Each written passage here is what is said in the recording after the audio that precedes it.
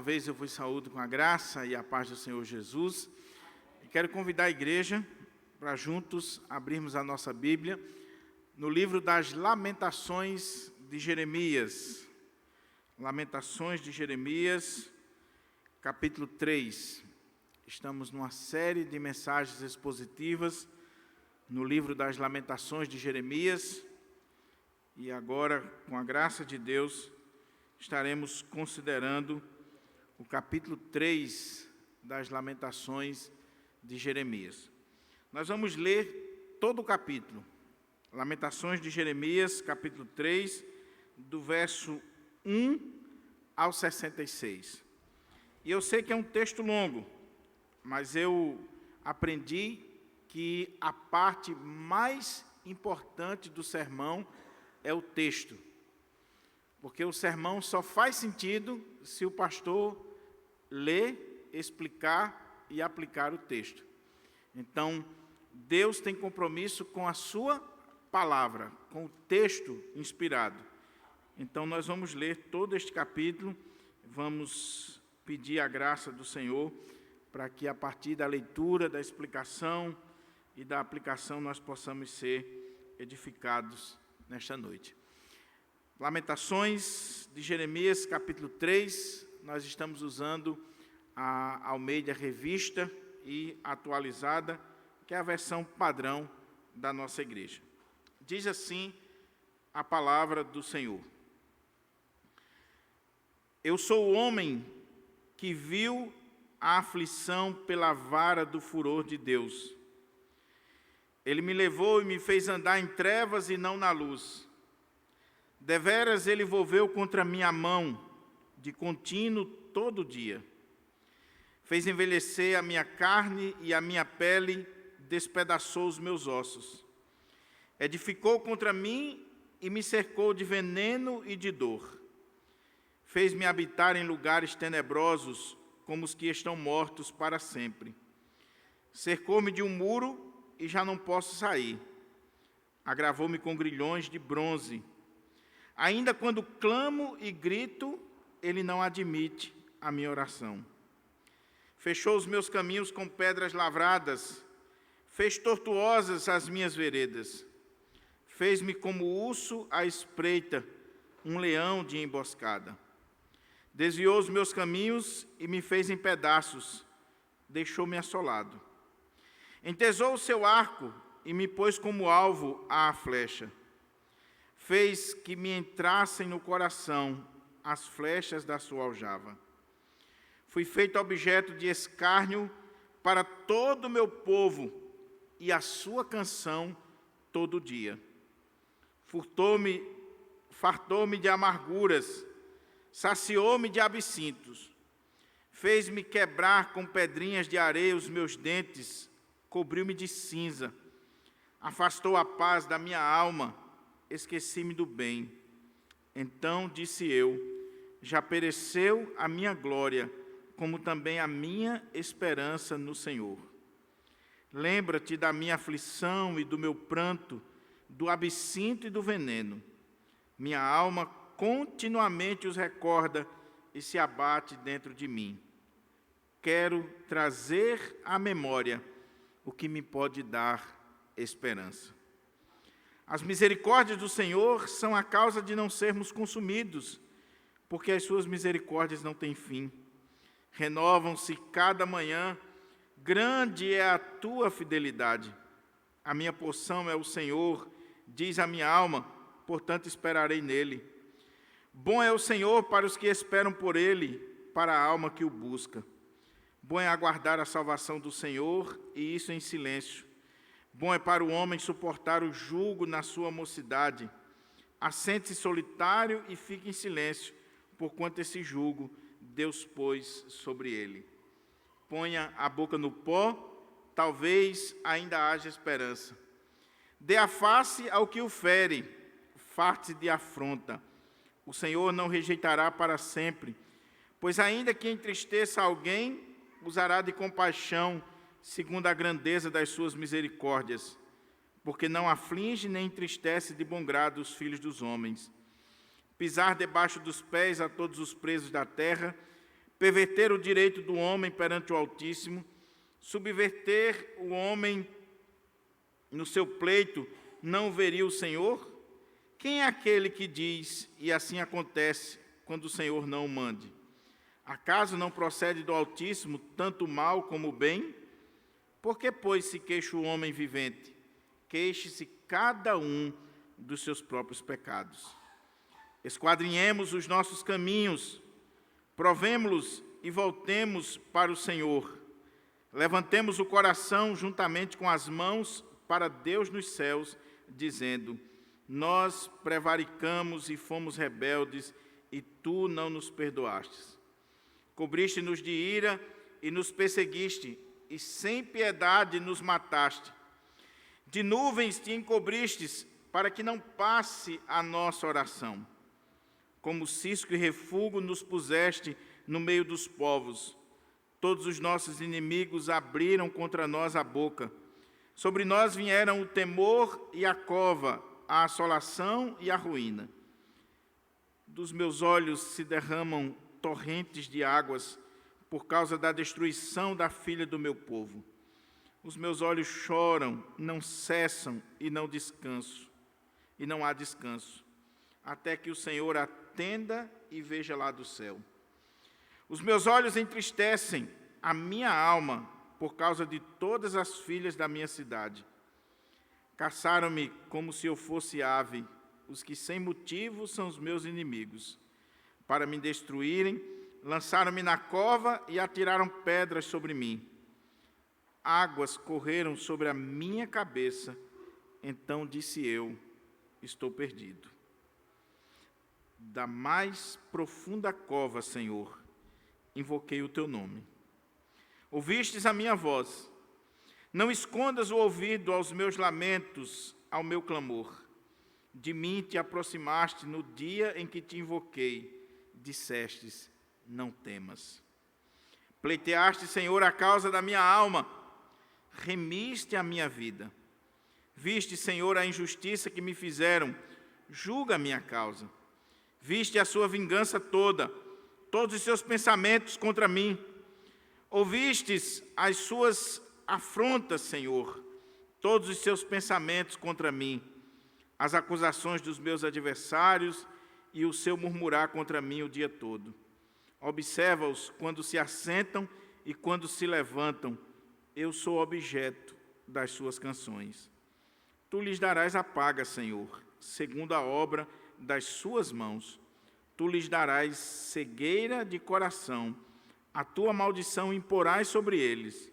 Na tua ira os perseguirás, e eles serão eliminados de debaixo dos céus do Senhor. Vamos orar mais uma vez. Vamos pedir ao Senhor que nos ajude, nos oriente e nos edifique à luz da sua palavra. Curva sua fronte, ore ao Senhor e peça ao Senhor que fale com você nesta noite.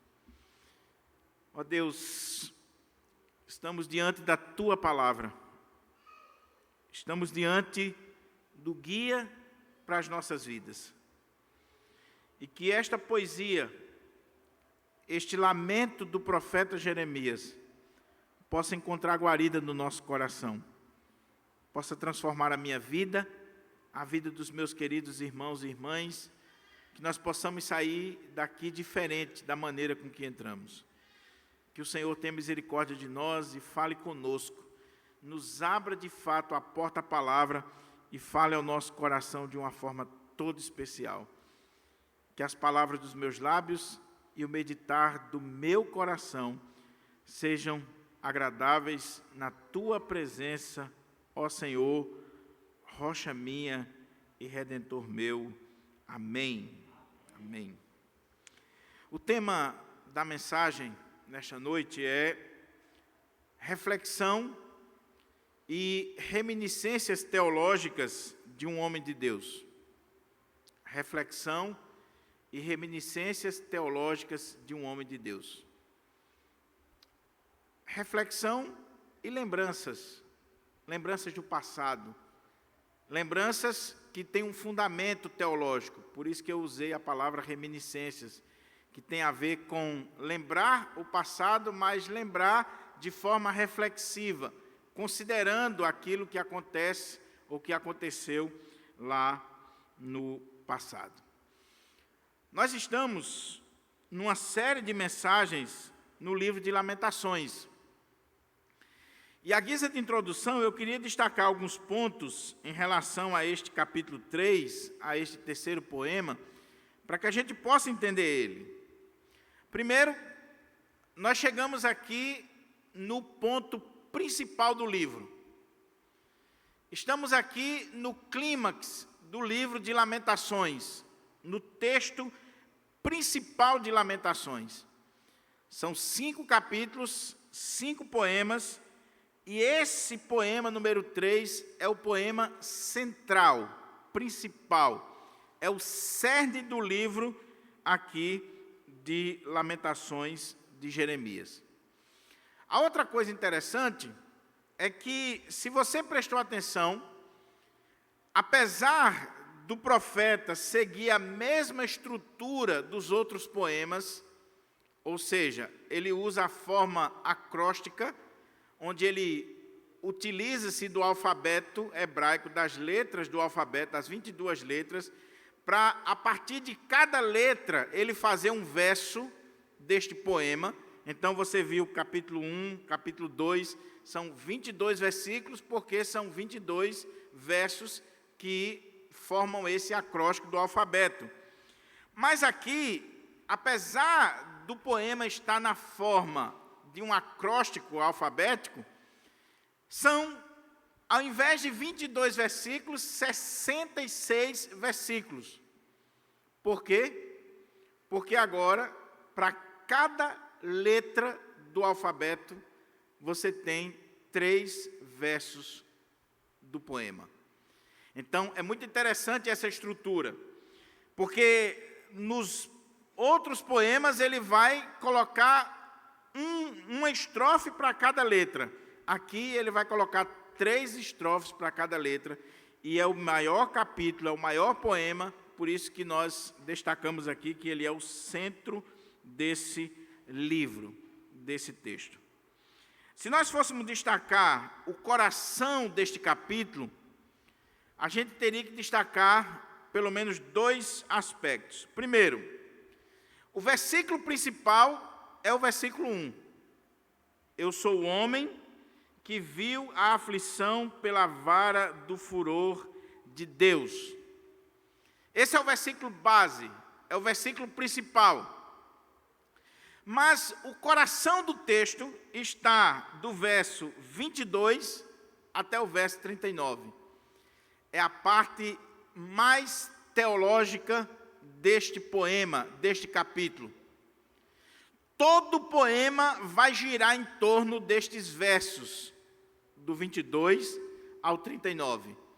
O verso 1 abre o poema, mostrando a aflição do profeta, a situação do profeta, mas do verso 22 ao verso 39, você tem aqui essas lembranças sendo vistas de forma teológica, na perspectiva de Deus, levando Deus em consideração. E é assim que deve ser na nossa vida. Nós sempre devemos olhar para a vida, olhar para a história, olhar para as coisas que nos acontecem à luz da teologia bíblica, da vontade de Deus, do querer de Deus. Então, o centro desse texto são os versos 22 a 39, onde o profeta vai fazer uma reflexão teológica, onde ele vai chamar a nossa atenção para a questão das misericórdias do Senhor, da bondade do Senhor, da fidelidade do Senhor, do fato do Senhor ser a nossa porção, o nosso guia, aquele que está conosco no dia a dia. A outra coisa que eu quero destacar ainda, para a gente poder ver o texto, é que, diferente dos demais poemas que são trabalhados na terceira pessoa do plural, onde você tem lamentos ou clamores coletivos, aqui você vê o texto sendo trabalhado na primeira pessoa do singular. E você tem aqui um lamento individual. Muito embora ele tenha características de uma reflexão coletiva, porque ele está tratando do sofrimento do povo de Deus, do povo de Judá, mas você nota claramente que aqui é um lamento individual. O profeta está falando do seu sofrimento. Ele personifica o sofrimento do povo de Deus como sendo o seu sofrimento. Há uma personificação aqui do sofrimento do povo de Deus. E ele já usou esse recurso no primeiro lamento, quando ele personifica o sofrimento de Jerusalém como sendo o sofrimento de uma mulher viúva, que está sofrendo. Só que agora, ele está usando a sua própria pessoa. E nós cremos que o texto está falando de Jeremias, do profeta Jeremias, porque nós cremos que quem escreveu Lamentações foi Jeremias. Muito embora alguns estudiosos digam que nós não temos condições de provar por A mais B que foi Jeremias, e que esse cântico fúnebre aqui seria anônimo, o poeta aqui é desconhecido para muitas pessoas, e eles dizem que o poeta ficou desconhecido porque esse poema é o poema da nossa vida. Qualquer um de nós pode colocar o nome aqui e dizer: eu sou o homem, eu sou a mulher que viu a vara do furor de Deus, a aflição do Senhor. E você pode se identificar com esse poema. Mas nós cremos que, pelo próprio texto, pela própria descrição do sofrimento aqui desse homem de Deus, que tem tudo a ver com Jeremias. Se você conhece o livro de Jeremias, se você já leu o livro de Jeremias, e você começa a comparar a vida de Jeremias, o ministério de Jeremias, ao longo de 40 anos, pregando a palavra para o povo de Judá, para o povo de Deus, e o povo não deu ouvidos, e Jeremias sofreu, Jeremias foi calabouço, Jeremias foi alvo de chacota, de zombaria, de todo tipo de coisa ruim. E é interessante que quando a gente lê esse lamento aqui, mesmo depois da queda de Jerusalém, de Judá, e a ida do povo para o cativeiro, Jeremias ainda sofreu zombaria do povo. É o que ele diz aqui. É isso que está fazendo Jeremias sofrer mais ainda. Por quê? Porque mesmo tendo as suas profecias se cumprindo, Jeremias era motivo de canção, de zombaria e de afronta do povo de Deus. Então nós cremos que esse texto foi escrito por Jeremias, está descrevendo o sofrimento do profeta, a aflição do profeta. Lembra que eu falei na primeira mensagem, no primeiro sermão, que o nome Lamentações de Jeremias vem da tradução grega, a Septuaginta, que é a tradução do texto hebraico para o grego, e da Vulgata Latina, que chegou até nós aqui, essa tradução, e o nome seria Lamentações de Jeremias. Por quê? Porque tanto na Septuaginta como na Vulgata Latina, existe uma introdução ao texto, dizendo que Jeremias escreveu essas lamentações quando ele presenciou a invasão, a queda de Jerusalém e do reino de Judá. Ele estava ali vendo toda aquela destruição e tudo aquilo que estava acontecendo com o povo de Deus. Nós vamos dividir este poema, e eu sei que os irmãos estão preocupados com o tempo. Se o pastor prega 1h15, com 20 versículos, imagine com 66. É uma vigília que a gente vai fazer aqui, em nome de Jesus. Você veio pronto para a vigília? São 66 versículos. Mas não se assuste, porque como o texto é poético, a gente vai trabalhar os blocos. E se você entender os blocos dessa poesia, você vai pegar a linha de pensamento e qual é o propósito do texto. O primeiro bloco está do verso 1 ao verso 21, onde nós temos aqui a descrição do sofrimento do profeta, onde ele mostra o seu lamento, a sua dor, onde ele descreve muito claramente para nós tudo aquilo que ele enfrentou. Ele está trazendo à memória, e aí imagine Jeremias sentado à porta de Jerusalém, vendo toda aquela destruição, toda aquela catástrofe, contemplando tudo aquilo ali e escrevendo esse lamento. O segundo bloco vai do verso 22 até o verso 39, onde você vê aqui a parte teológica, a reflexão teológica, que é o coração do texto, onde após ele pensar e trazer à memória toda aquela desgraça, todo aquele sofrimento, tudo que ele enfrentou, ele agora vai refletir sobre isso teologicamente. E ele vai levar em consideração a fidelidade, a misericórdia, o amor, a graça de Deus. Ele vai levar em consideração isso. Terceira parte do poema, versículos 40 a 42, onde você tem aqui um convite ao arrependimento, ao quebrantamento. Primeiro ele vê o caos, depois ele contempla esse caos à luz da misericórdia de Deus, ele quer trazer à memória os atributos da misericórdia de Deus, e quando ele pensa naquela situação, na perspectiva de Deus, ele é convocado ao arrependimento, e aí ele convoca todos nós a nos arrependermos. O quarto bloco, dentro desse poema, vai do verso 43 até o verso 54, onde você tem aqui a base desse convite ao arrependimento. Você tem aqui o profeta reconhecendo os pecados do povo. Por que o povo caiu? Por que aconteceu toda aquela desgraça? E ele fala aqui dos pecados do povo, as consequências do pecado, e ele reconhece o pecado.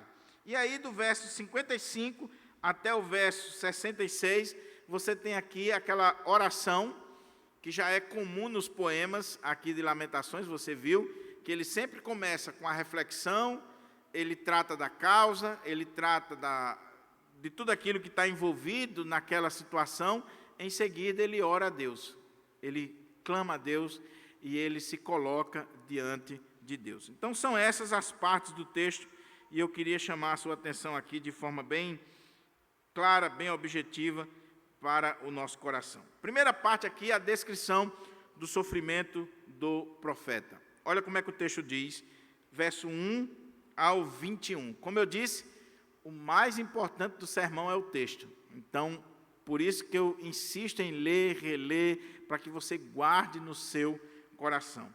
Olha a descrição do sofrimento. 1 a 21. Eu sou o homem que viu a aflição pela vara do furor de Deus. Ele me levou e me fez andar em trevas e não na luz.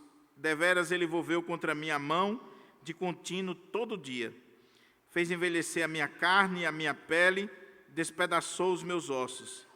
Edificou contra mim e me cercou de veneno e de dor. Fez-me habitar em lugares tenebrosos, como os que estão mortos para sempre. Cercou-me de um muro e já não posso sair. Agravou-me com grilhões de bronze. Ainda quando clamo e grito, ele não admite a minha oração. Fechou os meus caminhos com pedras lavradas, fez tortuosas as minhas veredas, fez-me como urso à espreita, um leão de emboscada. Desviou os meus caminhos e me fez em pedaços, deixou-me assolado. Entesou o seu arco e me pôs como alvo a flecha. Fez que me entrassem no coração as flechas da sua aljava. Fui feito objeto de escárnio para todo o meu povo e a sua canção todo dia. Fartou-me de amargura, saciou-me de absinto. Fez-me quebrar com pedrinhas de areia os meus dentes, cobriu-me de cinza, afastou a paz de minha alma, esqueci-me do bem. Então disse eu, já pereceu a minha glória, como também a minha esperança no Senhor. Lembra-te da minha aflição e do meu pranto, do absinto e do veneno. Minha alma continuamente os recorda e se abate dentro de mim. Quero trazer à memória o que me pode dar esperança. Olha que coisa interessante, meus irmãos. Porque o sofrimento do povo de Deus é o sofrimento do profeta. O sofrimento da nação de Judá, do povo de Deus, é o sofrimento do homem de Deus. Eu sou o homem que viu a aflição pela vara do furor de Deus, e ele me fez andar em trevas e não na luz. A vara do furor de Deus. A vara aqui, ela tanto pode estar fazendo referência ao cetro do rei, e ele estaria falando aqui que Deus é esse rei poderoso, que tem autoridade sobre o seu povo e que agiu com furor sobre o seu povo, com ira sobre o seu povo. Como também a vara aqui pode ser o instrumento de castigo, que era usada para castigar. O ponto é que Jeremias está dizendo: eu sou o homem que viu, que contemplou, que assistiu e que fiquei aflito em contemplar a vara do furor de Deus contra o seu povo. Ele havia profetizado 40 anos, ele havia pregado a palavra de Deus, dito ao povo que aquilo iria acontecer, ninguém levou em consideração, zombaram dele, riram dele, disseram que ele estava comprado, que ele era mandado pela Babilônia para convencer o povo, e de repente a profecia dele se cumpriu, e ele viu a aflição do povo pela vara do furor de Deus, e ele diz: o Senhor me fez andar em trevas e não na luz. Imagine esse homem andando nas ruas de Jerusalém, vendo Jerusalém destruída, queimada, o templo destruído, a cidade vazia, porque ele ficou lá, o rei não levou ele. Ele ficou, e ele anda no meio daquelas trevas, ele anda no meio de toda aquela destruição, e ele diz: eu sou esse homem que viu a vara do furor de Deus. Ele me levou e me fez andar em trevas e não na luz. Aí ele diz: deveras ele volveu contra a minha mão de contínuo todo dia, fez envelhecer a minha carne, a minha pele, despedaçou os meus ossos. Jeremias ficou velho, apesar da idade, ele tinha a aparência já de alguém muito mais velho, por causa do sofrimento que ele enfrentou naquele período. Se você olha para o texto, como eu não tenho condições de explorar em detalhes, mas veja aqui, ele foi afligido na sua carne, na sua pele, ele envelheceu. Ele diz que o Senhor edificou contra ele e o cercou de veneno e de dor, que o Senhor o fez habitar em lugares tenebrosos, como os que estavam mortos para sempre, que o Senhor cercou ele de um muro, colocou ele como que dentro de uma prisão, que ainda que ele clame, o Senhor não escuta a sua oração. Você já pensou? Olha o livro do profeta Jeremias. Jeremias orava pelo povo e Deus disse: não ore mais não, Jeremias. Nem adianta orar pelo povo, que eu não vou atender sua oração não. Então ele diz: o Senhor foi cercando-me. O Senhor foi sendo duro até mesmo comigo. E ele me fez sofrer. Ele me cercou, ele agravou-me. Ele não ouviu mais a minha oração, fechou os meus caminhos com pedras lavadas, fez tortuosas as minhas veredas, fez-me como urso à espreita, um leão de emboscada, desviou os meus caminhos e me fez em pedaços, deixou-me assolado, entesou o seu arco e me pôs como alvo a flecha. Ele diz: o Senhor me colocou como alvo de uma flecha. Ele foi ferido. Agora, olha a continuação. Fez que essas flechas entrassem no coração. Fui feito objeto de escárnio para todo o meu povo e a sua canção todo dia. Imagine Jeremias sendo objeto de escárnio, de zombaria, o povo zombando dele, rindo da cara dele. Faziam músicas contra ele.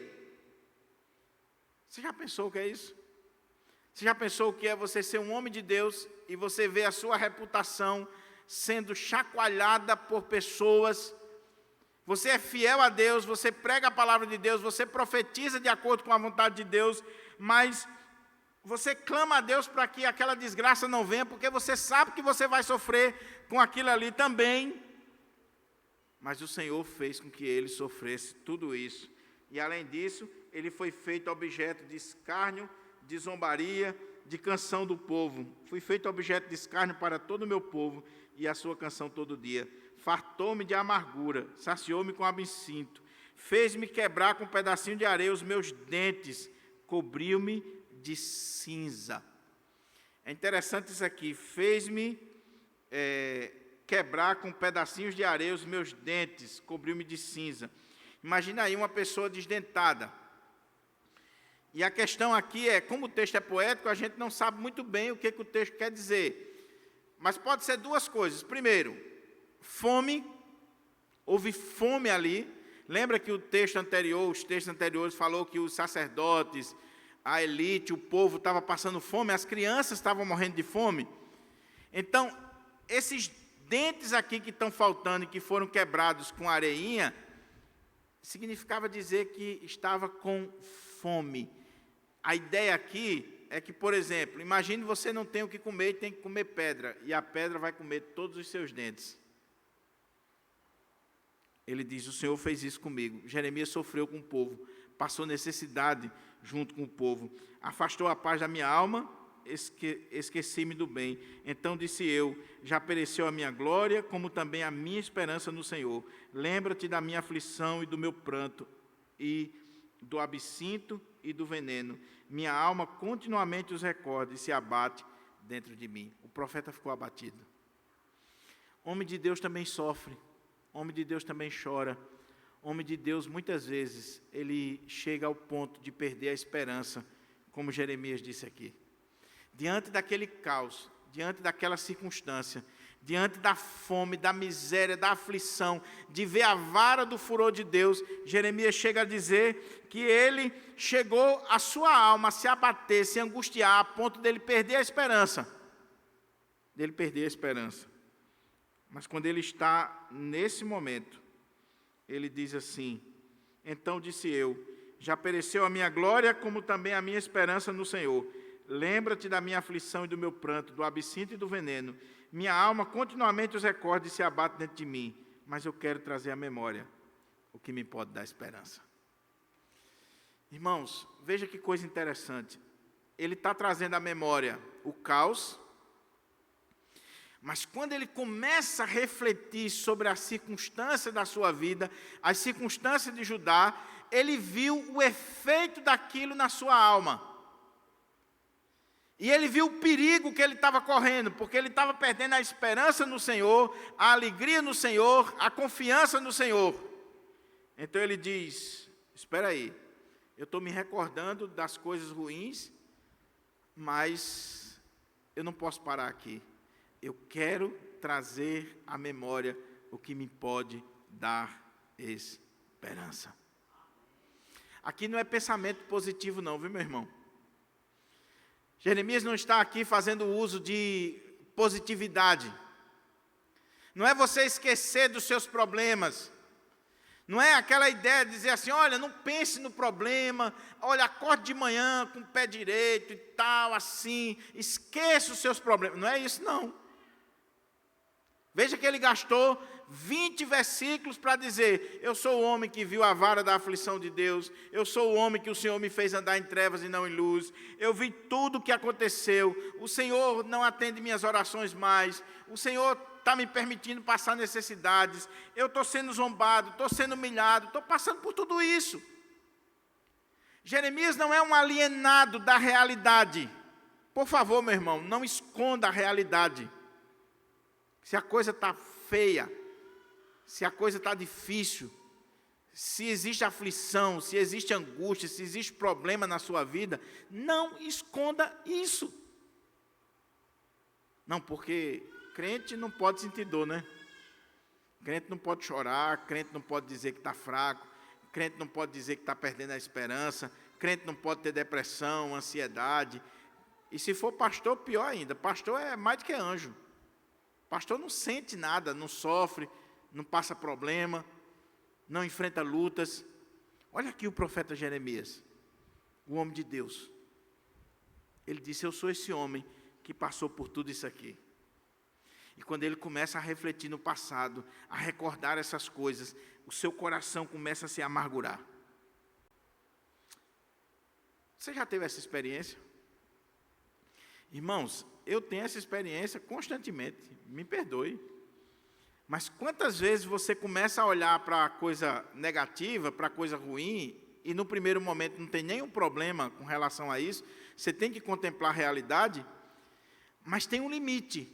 quando aquilo ali começa a fazer mal a você, a colocar você para baixo, a levar você para uma depressão, a tirar a sua fé, é a hora de você trazer à memória o que pode dar esperança. Você não vai esconder a realidade, mas você não pode se fechar naquela situação de aflição, naquelas trevas, naquela dor. Existe o problema? Existe. Eu sei, eu toquei no ponto, mas eu não vou ficar aqui. Eu quero trazer à memória o que me pode dar esperança. Qual é a lição para a gente tirar aqui já de início? Primeiro, faça um diagnóstico realista da sua vida, da sua casa, da sua família, do seu trabalho. Não tenha medo de avaliar de forma realista, correta. Veja de fato aquilo que está precisando ser ajustado. Agora, não permita que isso destrua você. Não fique só no negativo. Porque tem gente que só vê o negativo. E para. E fica ali. E aí vem a angústia, vem a depressão, vem tudo de ruim e a pessoa morreu. Veja esse lado negativo, sombrio. Mas quando você vir que está lhe fazendo mal, volte para o Senhor e diga: Senhor, agora eu quero que o Senhor traga à minha memória o que me pode dar esperança. Quantas vezes na minha vida, meus irmãos, quando eu olho assim, determinadas situações, crises que todos nós passamos, situações difíceis, eu digo assim: meu Deus, agora não tem jeito, agora não vai dar e tal. E você fica angustiado, você fica depressivo, você quer chutar o balde, jogar a toalha, você quer abrir mão de tudo. Aí daqui a pouco vem o seu coração: você é crente, você recebe Deus, mas o Senhor está comigo. Mas o Senhor é quem tem a última palavra. A última palavra é dele, não é a minha. O Senhor está comigo. E aí Deus usa alguém, Deus usa uma música, uma pregação, para nos trazer de volta essa esperança. Segunda parte do texto, olha aí que coisa linda, agora que é a parte principal do texto. Ele fez essa reflexão negativa, e quando ele viu que ia cair numa situação pior, ele disse: mas eu quero trazer à memória o que me pode dar esperança. O que dava esperança para Jeremias? Versos 22 ao 39. As misericórdias do Senhor são a causa de não sermos consumidos, porque as suas misericórdias não têm fim. Renovam-se cada manhã, grande é a tua fidelidade. A minha porção é o Senhor, diz a minha alma, portanto esperarei nele. Bom é o Senhor para os que esperam por ele, para a alma que o busca. Bom é aguardar a salvação do Senhor e isso em silêncio. Bom é para o homem suportar o jugo da sua mocidade. Assente-se solitário e fique em silêncio, porquanto esse jugo Deus pôs sobre ele. Põe a boca no pó, talvez ainda haja esperança. Dê a face ao que o fere, face de afronta. O Senhor não rejeitará para sempre, pois ainda que entristeça alguém, usará de compaixão, segundo a grandeza das suas misericórdias, porque não aflige nem entristece de bom grado os filhos dos homens. Pisar debaixo dos pés a todos os presos da terra, perverter o direito do homem perante o Altíssimo, subverter ao homem o seu pleito, não veria o Senhor? Quem é aquele que diz, e assim acontece, quando o Senhor não mande? Acaso não procede do Altíssimo tanto mal como bem? Por que, pois, se queixa o homem vivente? Queixe-se cada um dos seus próprios pecados. O que dava esperança a Jeremias, meus irmãos? O que ele começa a trazer à sua memória? E que eu e você precisamos aprender essa lição na nossa vida. É que na hora que nós estivermos pensando na aflição, no caos, nas situações difíceis, nas intempéries que nos sobrevêm, a gente traga à nossa memória aquilo que dá esperança. E o que dá esperança? As misericórdias do Senhor, a fidelidade do Senhor, a bondade do Senhor, o fato do Senhor ser a nossa porção, a soberania do Senhor, que o Senhor está à frente, lidando com tudo, está vendo tudo.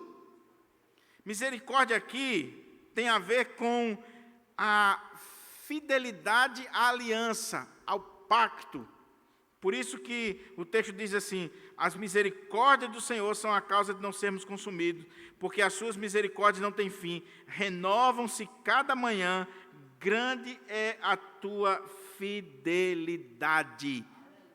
Fidelidade. Lembra que a poesia hebraica, ela não trabalha com a rima, ela trabalha com a repetição de ideias? Fidelidade e misericórdia aqui são a mesma coisa. A ideia é, o que é que me dá esperança? É a fidelidade, a misericórdia do Senhor.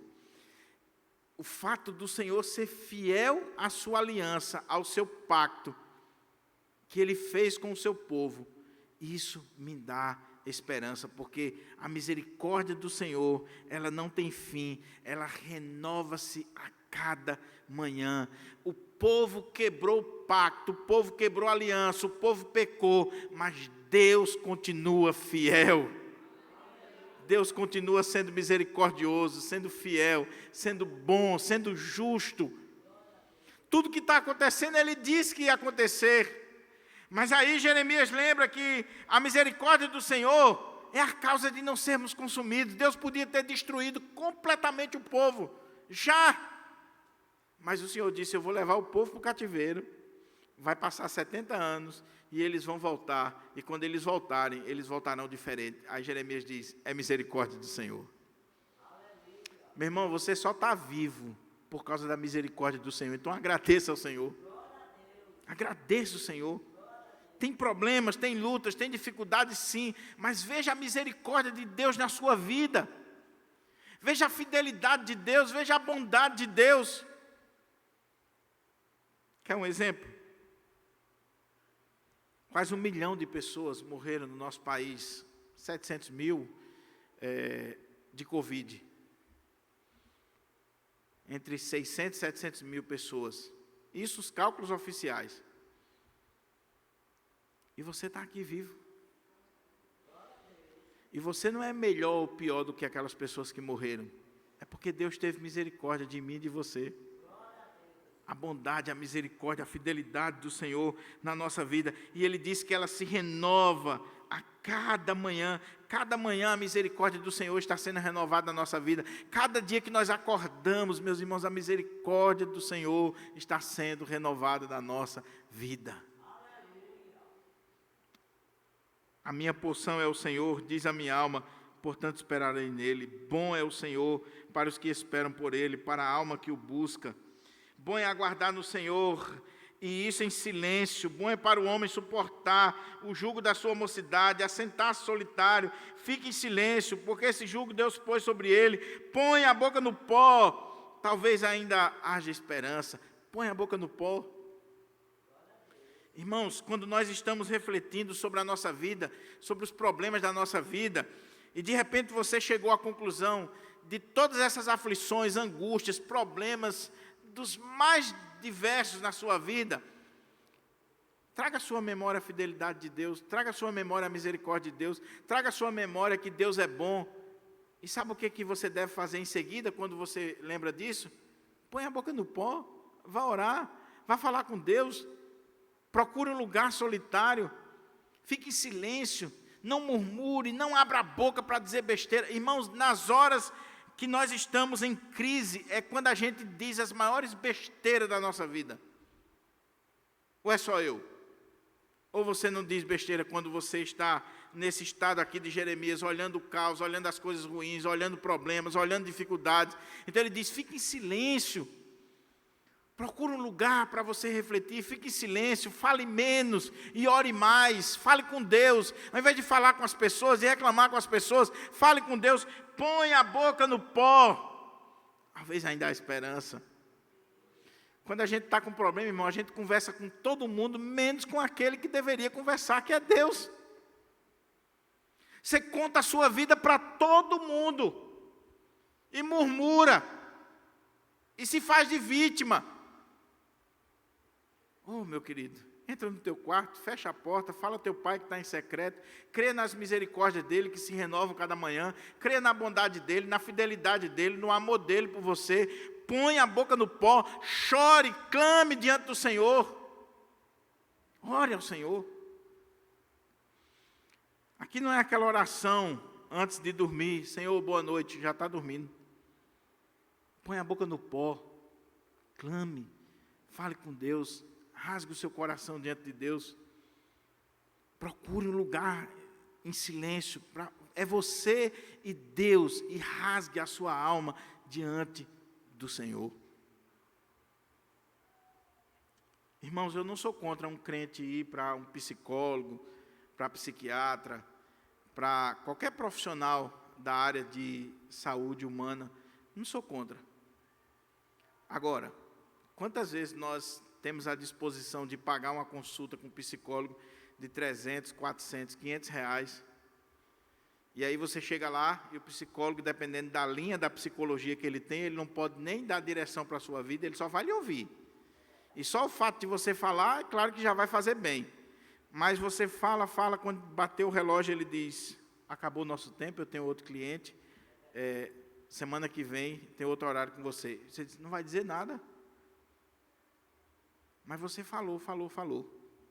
E aquela pessoa, ela não lhe ajudou, e ela não vai lhe ajudar, porque ela não tem condições. Ela está simplesmente usando de um recurso da psicologia, da terapia, para fazer você falar. Ela faz as perguntas certas, ela vê as brechas na sua fala, e ela vai fazer você colocar para fora.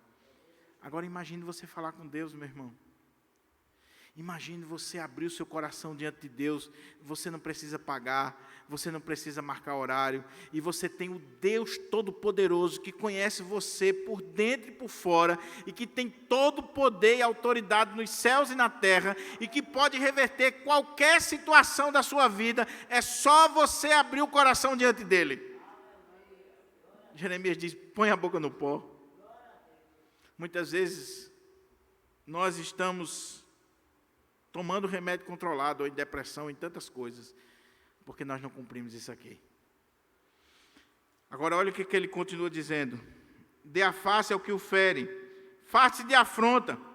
O Senhor não rejeitará para sempre, pois ainda que entristeça alguém, usará de compaixão segundo a grandeza das suas misericórdias. Meu irmão, tem alguém te ferindo? Dê a face, deixa.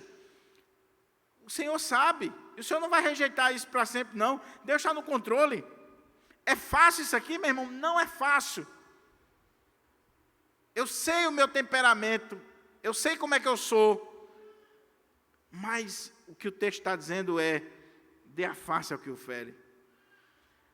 Deus não rejeita para sempre, Deus está vendo, e Ele comprova isso.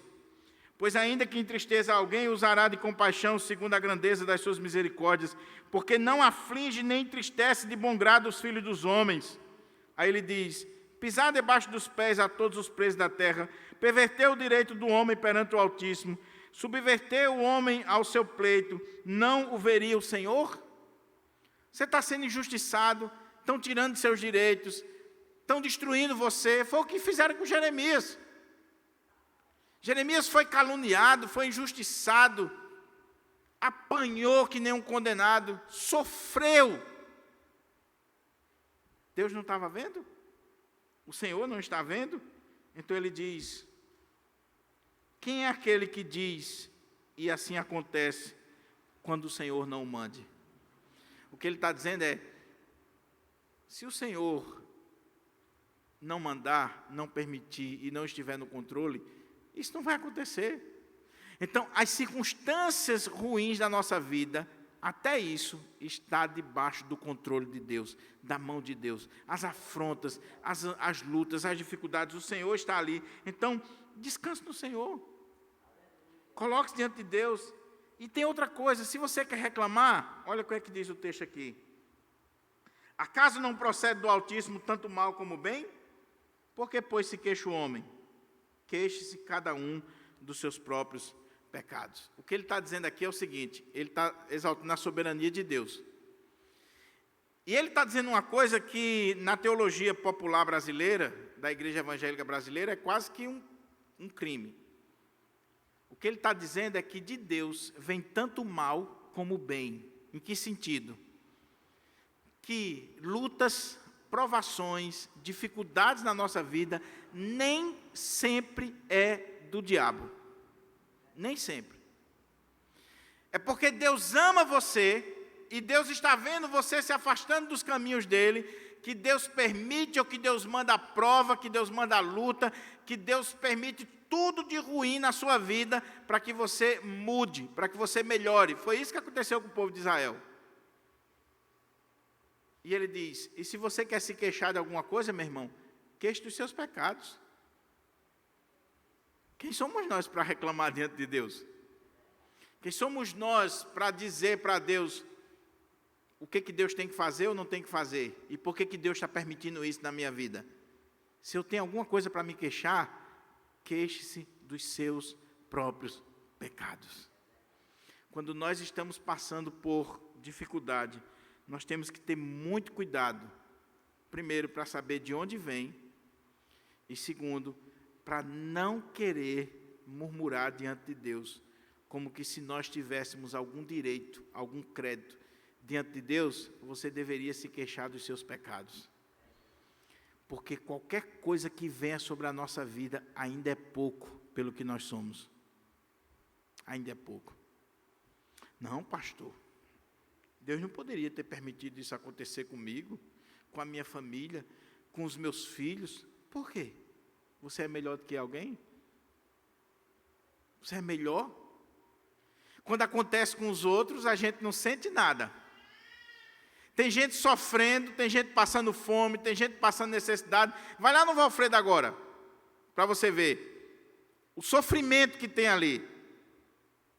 Você não sente, você não se queixa, você não duvida da existência de Deus, você não murmura, que é com o outro, né? Agora, quando é com você, aí você diz assim, não, como é que pode Deus fazer isso? Meu irmão, você quer se queixar de alguma coisa? Queixe dos seus próprios pecados. Deus continua sendo bom, justo, perfeito, misericordioso. Agora, nós é que somos pecadores. Nós é que somos pecadores. Ele diz, quando eu refleti sobre isso, eu estou trazendo à memória o que me pode dar esperança. Terceira coisa aqui, terceiro bloco. Olha como é que diz o texto agora.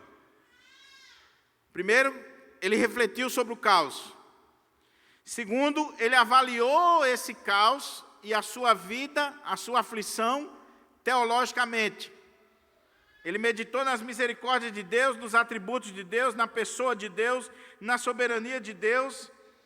E ele chegou à conclusão que se tem de reclamar, reclame dos seus próprios pecados. Eu sou um miserável pecador e eu não tenho que questionar Deus. Depois disso, versos 40 a 42, ele diz assim, esquadrinhemos os nossos caminhos, provemo-los e voltemos para o Senhor, levantemos o coração juntamente com as mãos para Deus nos céus, dizendo, nós prevaricamos e fomos rebeldes, e tu não nos perdoastes. Confissão, arrependimento, quebrantamento diante do Senhor. E veja que agora o lamento ele ganha um clamor coletivo, porque não foi só o profeta que pecou, mas ele diz assim, esquadrinhemos os nossos caminhos, provemo-lo e voltemos para o Senhor. Esquadrinhemos a nossa vida.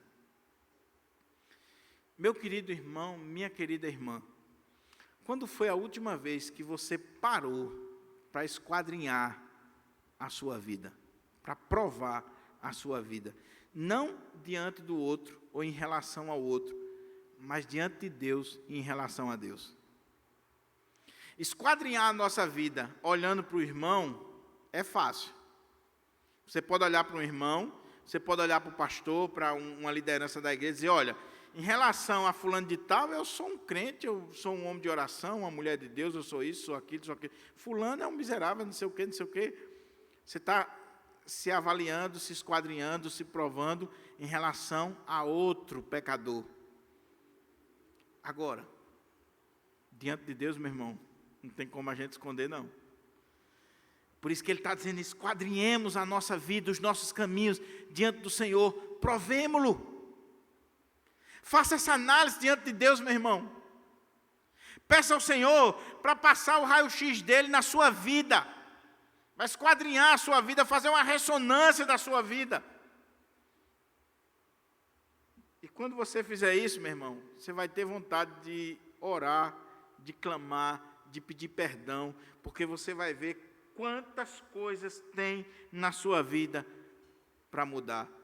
E você vai ter que chegar à conclusão: prevaricamos, pecamos contra o Senhor.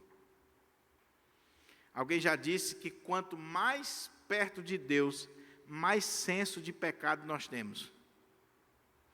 Quanto mais nos aproximamos de Deus, mais nós temos senso de que somos pecadores. No dia que você vê alguém religioso, com uma aura de santidade, de perfeição, que é uma pessoa devota, perfeita, que está acima da média, pode ter certeza que essa pessoa não tem intimidade com Deus. Porque quando a pessoa tem intimidade com Deus de verdade, quanto mais perto de Deus ela chega, mais ela vê o quanto ela é podre, o quanto ela é má, o quanto ela é ruim, o quanto ela é pecadora, o quanto ela está prevaricando contra as coisas de Deus. Eu gosto muito de uma ilustração que diz assim: você tem uma mancha na camisa branca, começa aqui. Tem uma manchazinha aqui na minha camisa. Se tiver escuro esse templo, você não vai ver a mancha na camisa. Mas acendeu as luzes, você vai ver a mancha. E quanto mais próximo você for chegando da luz, mais a mancha vai ficar clara. Vai mostrar a mancha. Deus é luz. E quanto mais nós nos aproximamos de Deus, mais as manchas do nosso pecado vão sendo expostas, vão sendo colocadas diante de nós, e nós só temos uma coisa a fazer: Senhor, tem misericórdia da minha vida. E detalhe, meu irmão, quando isso acontece conosco, a gente não tem tempo para estar olhando a vida dos outros, não, porque a gente tem tanto pecado para confessar diante de Deus, tanta coisa para dar conta diante de Deus, que eu não quero nem saber da vida do outro. Eu já estou perdido. Eu já estou numa situação difícil, eu vou estar querendo me meter na vida dos outros. Eu quero resolver o meu problema diante de Deus. Agora, quando você vê alguém cuidando da vida dos outros, é porque essa pessoa não está cuidando nem da sua própria vida. Esquadrinhemos os nossos caminhos, provemos-los e voltemos para o Senhor. Levantemos o coração juntamente com as mãos para Deus nos céus, dizendo: nós prevaricamos, fomos rebeldes, e tu não nos perdoaste. O povo está sofrendo, o povo está sendo afligido, o povo foi para o cativeiro, porque eles pecaram, e Deus disse: eu vou punir vocês, eu vou punir vocês. Caminhando para a conclusão, penúltimo ponto, olha o que diz o texto. Houve um convite ao arrependimento, à reflexão, a esquadrinhar o coração, e quando você faz isso, é claro que Deus vai se revelar para você e vai mostrar o pecado no seu coração. Olha o que diz, versos 43 ao verso 54. Cobriste-nos de ira e nos perseguistes, e sem piedade nos matastes. De nuvens te encobristes para que não passe a nossa oração. Como cisco e refúgio nos puseste no meio dos povos. Todos os nossos inimigos abriram contra nós a boca. Sobre nós vieram o temor e a cova, a assolação e a ruína. Dos meus olhos se derramam torrentes de água por causa da destruição da filha do meu povo. Os meus olhos choram, não cessam e não há descanso, até que o Senhor atenda e veja lá do céu. Os meus olhos entristecem a minha alma por causa de todas as filhas da minha cidade. Caçaram-me como se eu fosse ave, os que sem motivo são os meus inimigos, para me destruírem. Lançaram-me na cova e atiraram pedras sobre mim. Águas correram sobre a minha cabeça. Então disse eu: estou perdido.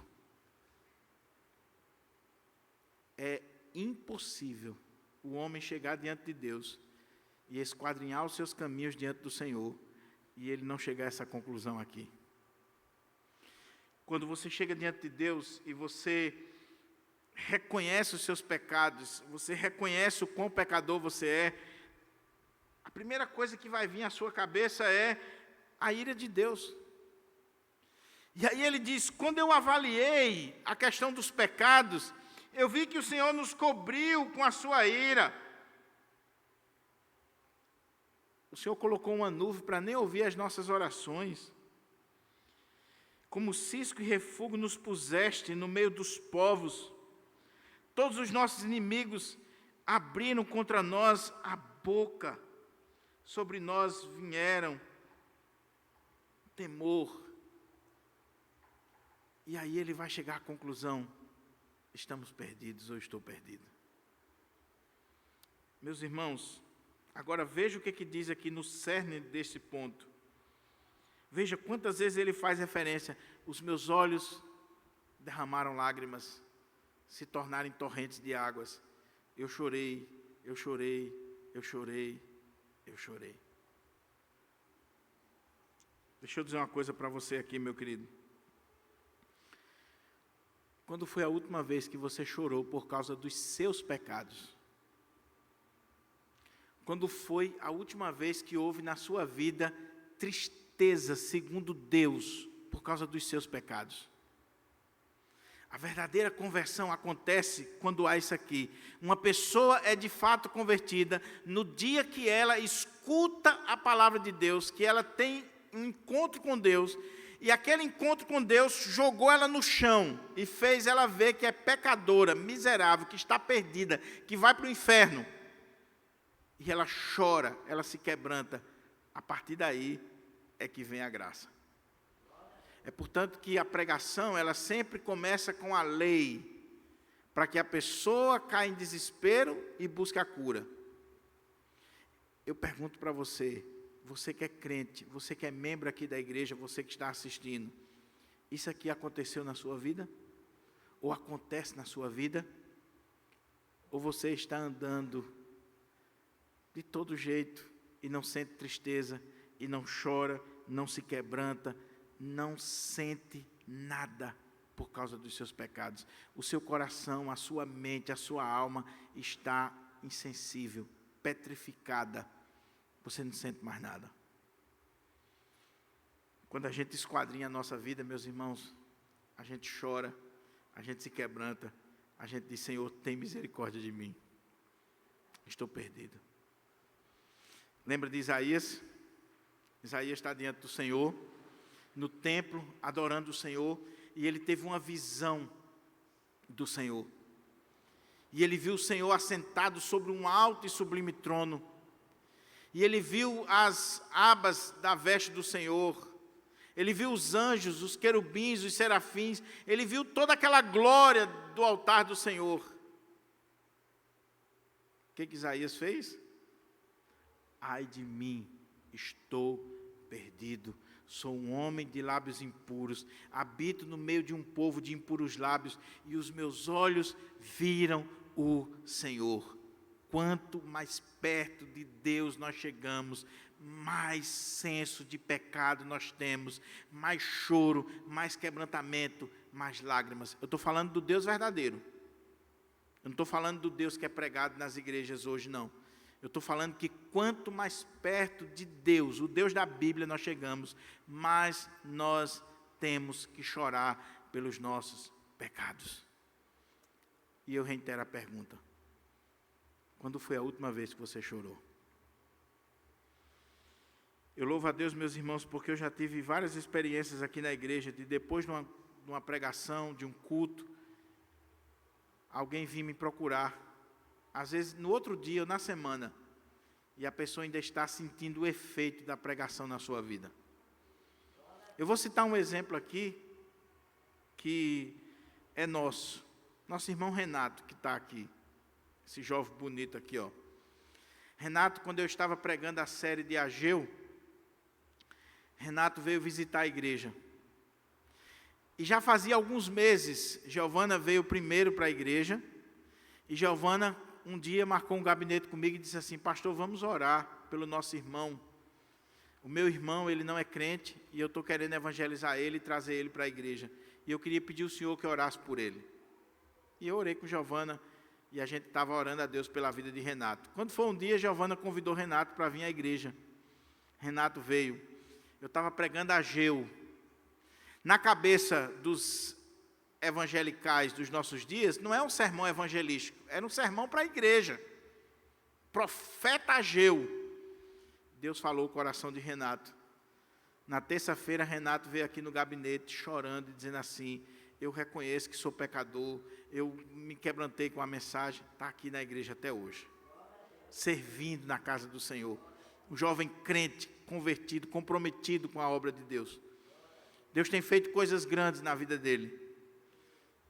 Mas, veja a experiência, terça-feira, não foi no domingo, não precisou botar fundo musical, não precisou mexer com emoção. Na terça-feira ainda estava queimando no coração dele a palavra de Deus. Eu não sei se você sabe dessa história, mas conta-se que Spurgeon, quando assumiu a igreja lá, que ele era pastor, ele pregava e Spurgeon não fazia apelo. Apelo não faz parte da tradição reformada calvinista. Apelo foi uma coisa que surgiu com um teólogo, um pastor chamado Finney. Mas essa é outra história. Spurgeon não fazia apelo, os grandes pregadores na história da igreja nunca fizeram apelo. E aí Spurgeon pregava, ministrava a palavra, e quando foi um dia o diácono incomodado disse assim: Spurgeon, nós estamos incomodados porque o senhor não faz apelo. E aí como é que as pessoas vão se converter? Como é que as pessoas vão tomar a decisão? Porque o pastor anterior fazia apelo, era da linha.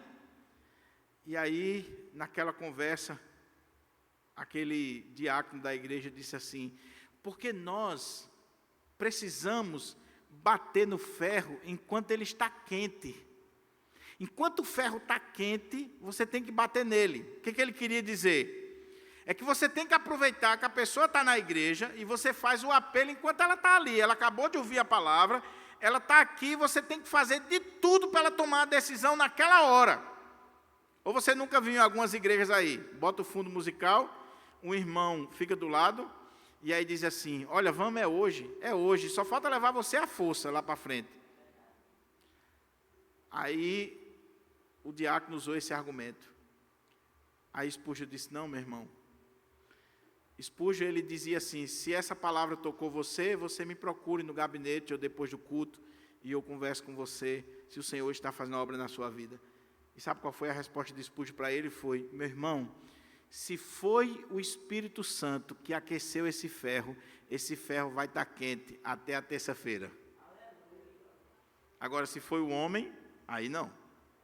Mas se for o Espírito Santo de Deus, quando o homem escuta a palavra de Deus, e o Espírito Santo de Deus trouxe conversão à vida dele, conhecimento de pecado, tristeza segundo Deus, não precisa fazer nenhum tipo de expediente humano, é obra do Senhor.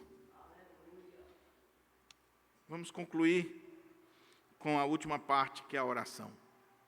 Olha que coisa extraordinária, meus irmãos. A reflexão sobre a aflição, sobre a vara do furor de Deus.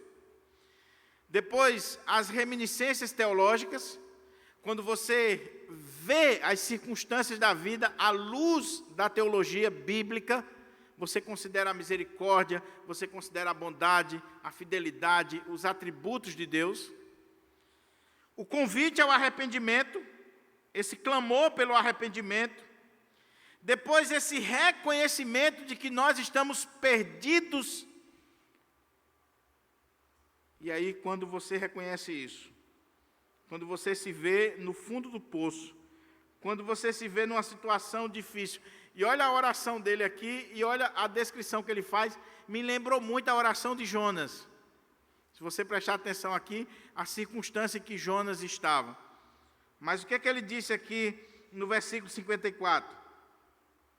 Águas correram sobre a minha cabeça, então disse eu: estou perdido. Imagina alguém que está se afogando, que está no fundo do mar, que está perdido, vai morrer. Só que quando ele chega nesse estado, eu estou perdido, quando o pecador chega nesse ponto, aí entra a questão da graça, da misericórdia, do amor de Deus. Olha a oração dele. Da mais profunda cova, Senhor, invoquei o teu nome. Meu irmão, o problema não é você chegar ao fundo do poço. A questão é, na mais profunda cova, invoque o nome do Senhor. Fale com Deus. Você pode ter chegado à situação mais deplorável da sua vida. Invoque o nome do Senhor. Invoque o nome do Senhor. E quando ele invocou, olha o que o texto diz. Da mais profunda cova, Senhor, invoquei o teu nome. Ouvistes a minha voz, não escondas o ouvido aos meus lamentos, ao meu clamor. De mim te aproximaste no dia que te invoquei, dissestes, não temas. Você viu como começou o texto? Eu sou o homem que viu a vara do furor de Deus. O Senhor me fez andar em trevas, não em luz. O Senhor me fez contemplar tudo isso. Eu tenho sido zombado, caluniado. Estão fazendo música a meu respeito. Estão zombando de mim. Estão me colocando na cova, fazendo de tudo contra mim. Aí ele começa a ficar desesperado. Aí ele vai meditar nas misericórdias de Deus, na fidelidade de Deus. Quando ele começa a se aproximar de Deus, ele reconhece os seus pecados. Aí chora, se quebranta, se coloca diante do Senhor, invoca o nome do Senhor, aí o Senhor chega para ele e diz, não temas, não temas, eu estou com você. Meu querido, deixa eu dizer uma coisa aqui para você, você não precisa ser perfeito para Deus te amar, Ele te ama apesar do que você é. Ele só quer que você reconheça diante dele quem você é e quem ele é. E quando você faz isso, ele diz, eu te escuto, eu estou com você. Não temas porque eu estou com você. Não somos nós que somos fortes, é o Senhor que é forte. É o Senhor. Aí ele diz, não temas. Pleiteaste, Senhor, a causa da minha alma, remiste a minha vida. Viste, Senhor, a injustiça que me fizeram. Julga a minha causa. Olha que visão, olha que pensamento, que imagem esse homem está tendo na sua vida, quando ele ora, quando ele busca o Senhor. Viste, Senhor, a injustiça que me fizeram, julga, Senhor, a minha causa. Aí ele diz, viste a sua vingança toda, todos os seus pensamentos contra mim. Ouviste as suas afrontas, Senhor, todos os seus pensamentos contra mim, as acusações dos meus adversários e o seu murmurar contra mim o dia todo. Observa-os quando se assentam e quando se levantam. Eu sou objeto da sua canção. Senhor, o Senhor está vendo. Olhe, Senhor. Meu querido, coloca aqueles que estão te afrontando, que estão querendo te destruir, diante do Senhor. Eu sei que é difícil. Eu sei que o nosso coração, a gente vai dizer assim, mas entregar para Deus, colocar diante de Deus, a gente quer agir no braço da carne. A gente quer agir com a nossa força, do nosso jeito. Mas Jeremias, quando orou, Jeremias, quando falou com Deus, e que o Senhor Deus disse para ele, não temas, Jeremias disse assim, Senhor, o Senhor está vendo, e eu coloco diante do Senhor estes inimigos, estes adversários que estão fazendo música contra mim, que estão zombando de mim, que estão rindo da minha cara, que estão querendo ver a minha destruição. Eu coloco eles diante do Senhor. O Senhor está vendo. Aí ele diz, observe, Senhor, quando eles se assentam, quando se levantam, eu sou objeto da sua canção. Ele era o objeto das zombarias daquele povo. Aí ele diz, tu lhes darás a paga, Senhor, segundo a obra das suas mãos. Tu lhes darás cegueira de coração, a tua maldição imporás sobre eles. Na tua ira os perseguirás, e eles serão eliminados de debaixo dos céus do Senhor. Ele faz uma oração que na teologia nós conhecemos como oração imprecatória. Que alguns dizem que essa oração imprecatória era só para o Antigo Testamento. No Novo Testamento, na época da graça, você não tem. O que é a oração imprecatória? É quando você pede para Deus julgar os seus inimigos. Que Deus venha e julgue os seus inimigos.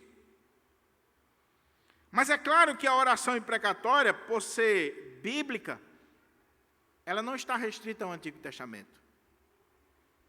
Ela vale ainda hoje. Agora, qual é o ponto aqui?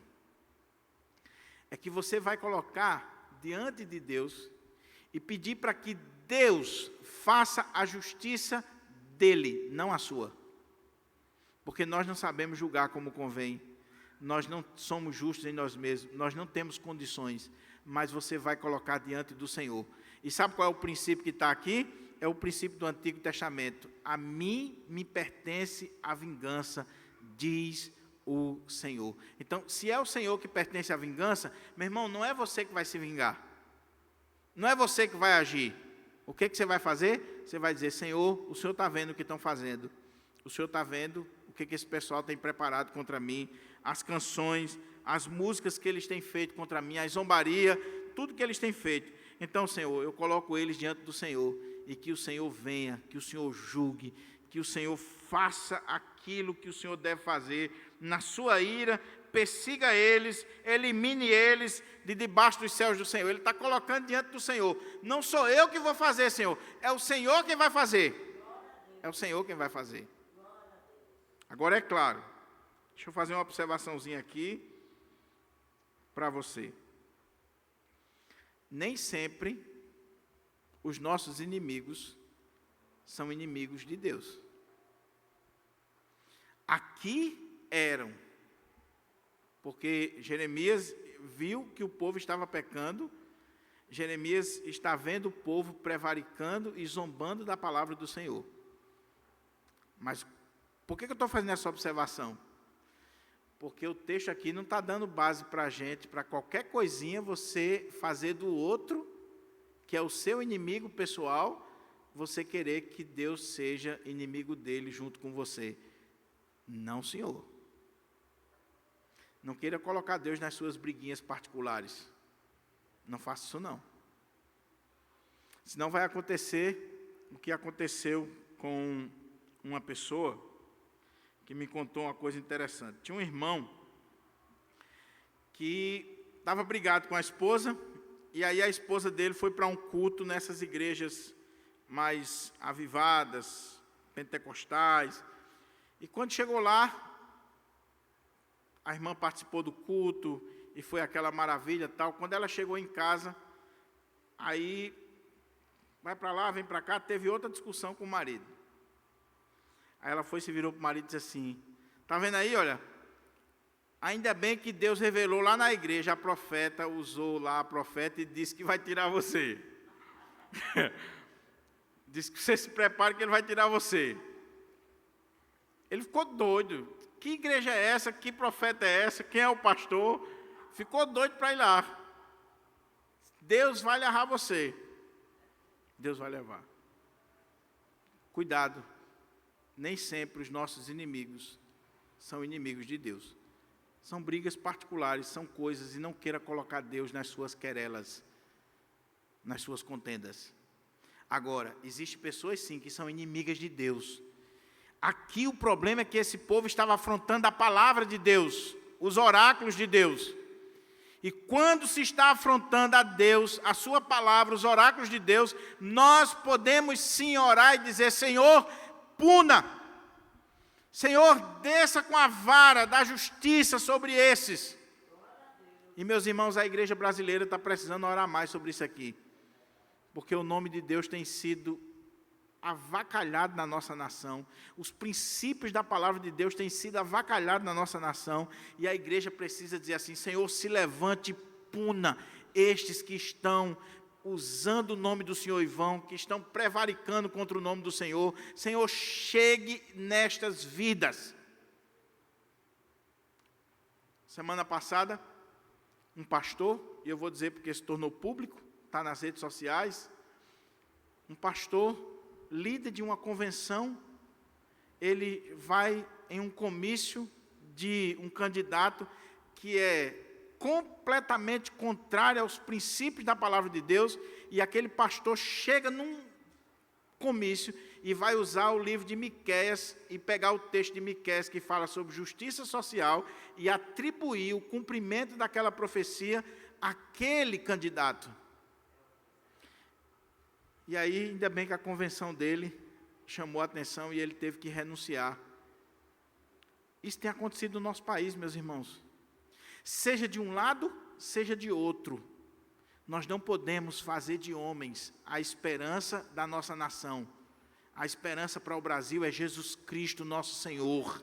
Ele é que é o nosso Rei. É a Ele que nós adoramos. E nós não podemos prevaricar contra a palavra do Senhor. Prevaricar contra a palavra do Senhor. Qual o tema da nossa mensagem? Reflexão e reminiscências teológicas de um homem de Deus. O que nós vimos aqui nesse capítulo foi a reflexão e as lembranças do passado, por um viés teológico, bíblico, levando Deus em consideração, de um homem de Deus. E o desafio para mim e você, nesta noite, nesta mensagem, é nós sairmos daqui, avaliando a nossa vida, mas avaliando a nossa vida, levando Deus em consideração, na perspectiva teológica, de acordo com a vontade de Deus. E quando nós fizermos isso, a nossa vida será completamente diferente. Completamente diferente. A minha oração é que o Espírito Santo de Deus aplique essa palavra na minha vida, na sua vida. Leia de novo, quando você chegar em casa, o capítulo 3 de Lamentações. Leia, releia, ore, peça o Espírito Santo de Deus para iluminar a sua mente, para trazer o seu coração às lições. Enquanto eu estou falando aqui, o Espírito Santo de Deus está lhe dando várias aplicações, lições para a sua vida. Leia, medite, coloque diante do Senhor a sua vida. E a última coisa, se você quer se queixar de algo, meu irmão, não se queixe de Deus, não se queixe da igreja, não se queixe da nação, do pastor, sei lá, queixe-se dos seus próprios pecados. Olhe-se no espelho e diga: Senhor, me faz um homem melhor, uma mulher melhor, um jovem melhor, converta-me a Ti e eu serei convertido. Traga à sua memória o que pode dar esperança. Não alimente a sua mente com coisas ruins. Não é que você vá ficar alienado. Lembra? 20 versículos tratando de coisas ruins. Quando chega no 21, ele diz: quero trazer à memória o que me pode dar esperança. Eu termino com isso aqui. Eu ouvi quando criança e guardei. Mente vazia é a oficina do diabo. Sabe por que muito crente está derrotado, está na sarjeta? Porque a mente dele está vazia da palavra de Deus. Ele não trouxe à memória o que pode dar esperança. Então alimente sua mente com as coisas de Deus, meu irmão. Tem crente que faz maratonas e maratonas na Netflix. Ô, meu irmão, faça uma maratona na Bíblia, nos evangelhos, nas cartas de Paulo, nos profetas. Faça uma maratona na palavra de Deus. Encha a sua mente da palavra de Deus, para na hora da prova, na hora da dificuldade, na hora da aflição, você ter condições de meditar nas misericórdias e na bondade do Senhor. Que Deus nos ajude, que o Espírito Santo de Deus aplique a palavra no nosso coração. Vamos orar?